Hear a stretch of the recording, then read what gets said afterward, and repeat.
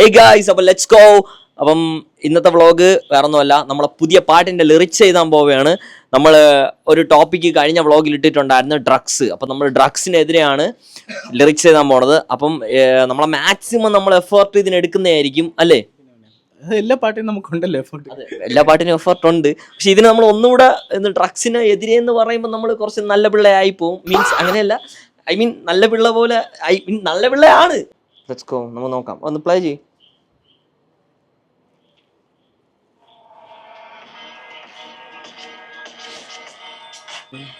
നീ കുടിച്ചു വിഷം, ബിഗ് ബാങ്,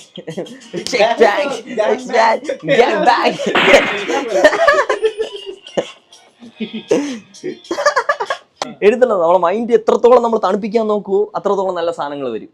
നാച്ചുറലായിട്ട് എല്ലാ മലയാളികൾക്കും എല്ലാവർക്കും പെട്ടെന്ന് മനസ്സിലാവണ പോലത്തെ രീതിയിൽ, ലൈക്ക് എൻ്റെ നല്ലൊരു ബാല്യത്തിനെ ഇത് കൊണ്ട് തൊലച്ചു എന്നുള്ള രീതിയിലൊക്കെ മനസ്സിലായ.